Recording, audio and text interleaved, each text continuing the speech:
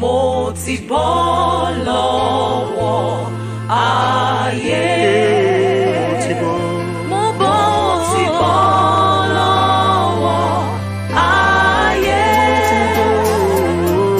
Mo ti bọ́.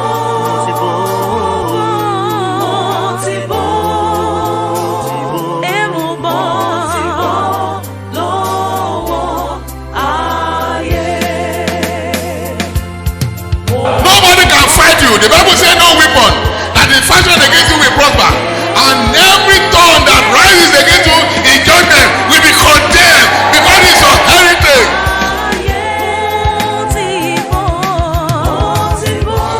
Every power that confronts you will fail.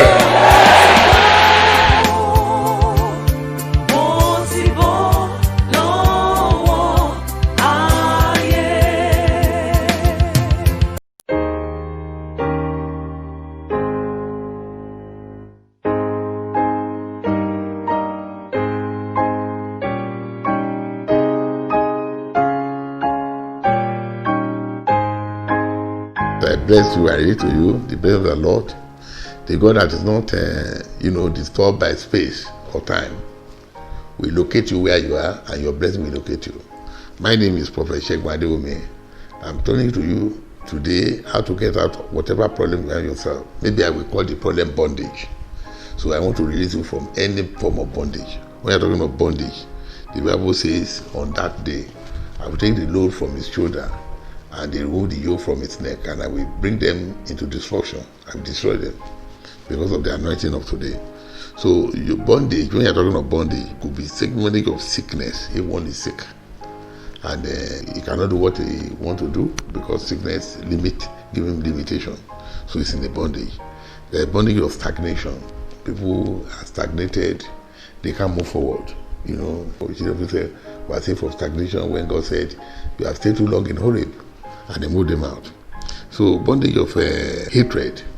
So wherever they go, they find people, saying something uncharitable about them, and they don't get easily mixed into the society. They continue to have this problem. Bondage of this kind of so all these bondages are there. Marital bondage.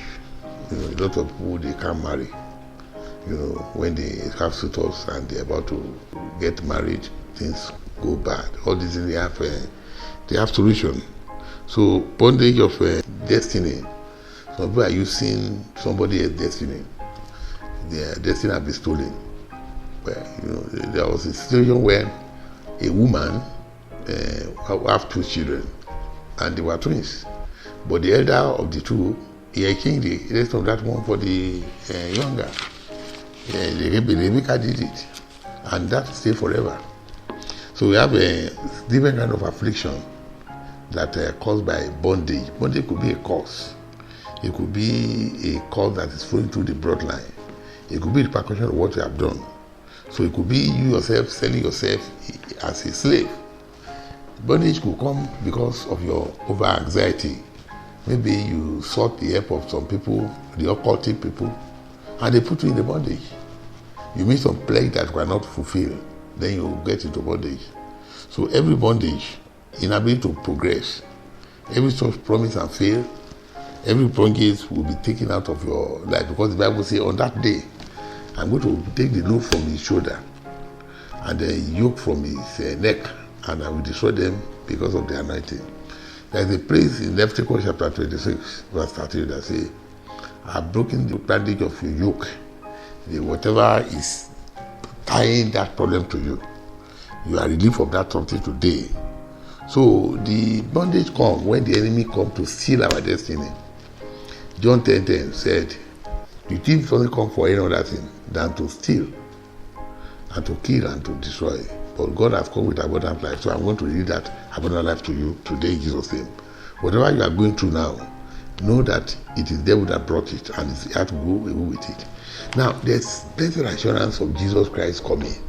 When you receive him into your life, then in the book of Isaiah 61, you get the benefit there. He said, the Spirit of the Lord God is upon me. He has sent me to preach the good tidings to the meek. Who is the meek? The meek is that person that is being punished, but he has no way of resisting. So those of us in Africa, we are the meek, the broken-hearted, the captives. When you have a captive, there's a captor. Then the prisoners. So God has come to give you abundant life. So all these category of people are in Africa. We build houses, but we cannot stay there. Look at what happened to the children of Israel.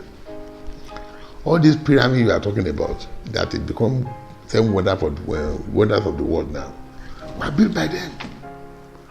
They were building houses, they were making blocks, but they were not living there, they were living in the slum.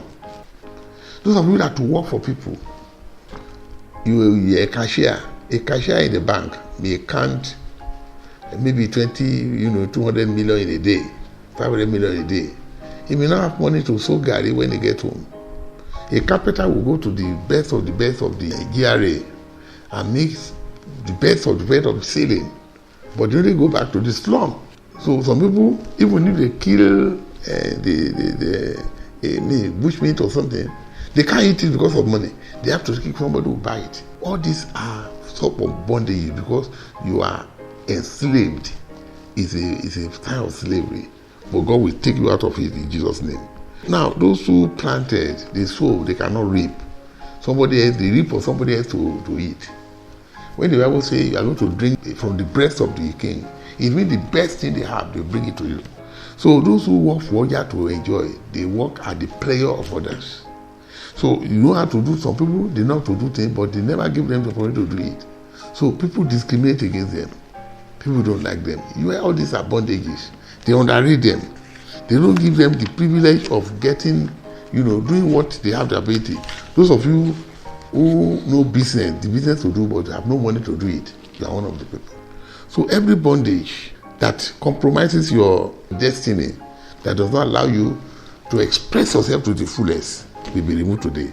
The Red Sea actually constituted bondage because the people of Egypt were behind them. But Red Sea barricaded the way. And God parted the Red Sea. Every Red Sea that is in your life, God will part it today in Jesus' name. So what is this bondage about? We are talking of the bondage that disturb our destiny. It can come for a group of people. It came for the children of Israel. They were held in captivity for 400 years. God released them from the bondage. The God that released from bondage will release your family from bondage. It can come in form of slavery. Joseph was in slavery. But in Genesis chapter 41, verse 14, Pharaoh sent for him and they brought him hastily from the dungeon. And he was there. He never went back. It can come in lack of childbearing. Anna was like that. But by the time he was going to have his own child, he had the head of state. It can come as a spiritual bondage. There was this woman they called Jezebel. She painted her head and, painted her face. I was going to send demons to Jehu. But Jehu said, no, you can't send anything to me. In fact, whoever loves me, push him down. And they push her down. So every witch that comes against you will be pushed down in Jesus' name. It can come in kind of a compromised word. This woman was told by Elisha, go out of Israel. Because for some period, there will be famine in the land. And she went out. By the time she came back, they have taken all her possessions. She went to see the king. And before she got there, God was talking to the king through the other. He was telling of the beautiful thing, that miracle that he has performed. And then all of a sudden, the woman came with her son and said, this is the woman, this is the son. In verse 5, the king asked her, what do I do for you? He told the king, and the king said, he appointed an officer, go and get back everything that belonged to her. God will cover your destiny today. You will get out of bondage in Jesus' name. If it is business bondage, you can see that in the book of 2 Kings, chapter 4, so you can see how bondages were removed in verse 19. If it's a situation of poverty, Jabez said, 1 Chronicles chapter 4, verse 9 and 10, I don't want to stay in poverty. And God take profit of his life. He expanded his host. So today, whatever is your bondage could be any problem that you are unable to surmount. So you are going to read John 8:36. John 8:36. If the Son shall make you free, you are free indeed. 2 Corinthians 3:17. The Lord is that Spirit. Where the Spirit of the Lord is, there is liberty. Galatians 3:13 and 14. Isaiah 53:5. Take you out of bondage of sickness. Let me pray for you. Father, in the name of Jesus, you have taken away my bondage. You are taking away my shame. Take away the shame of these people that are watching this telecast. Now, if any bondage, either of poverty, of hardship, of sickness, of stagnation, what of a cause that does not allow you to prosper normally, I take it away from you in Jesus' name. I now rebuke every bondage in your life, and I say, get out of that bondage. Access your blessing. Access your progress. Get back your destiny in the name of the Father, the Son, and the Holy Spirit. Amen. Very soon we shall be starting a full-fledged program, and as soon as we know what the government is planning concerning this pandemic, we can fix our program in such a way that we can deliver through physical prayer and the one that will come online. May the Lord bless you in Jesus' name.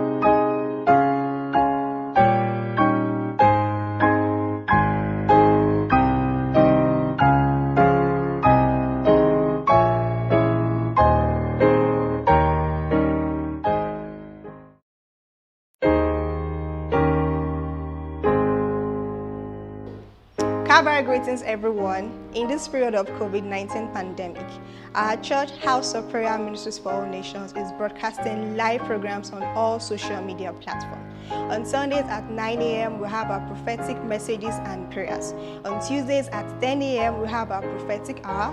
On Wednesdays at 4:30 p.m., we have the Yoruba program. And on Friday at 5:30 p.m., we have our breakthrough hour. All these weekly services will be handled by our General Overseer himself, Prophet Segun Adeomi. As you reach us online, our Lord will reach you online as well and meet you at the point of all your needs. Remember to wash your hands regularly with soap and water, or use an alcohol-based hand sanitizer. Stay at home, social distance. Let us support our government in the fight against this coronavirus. Jesus is Lord.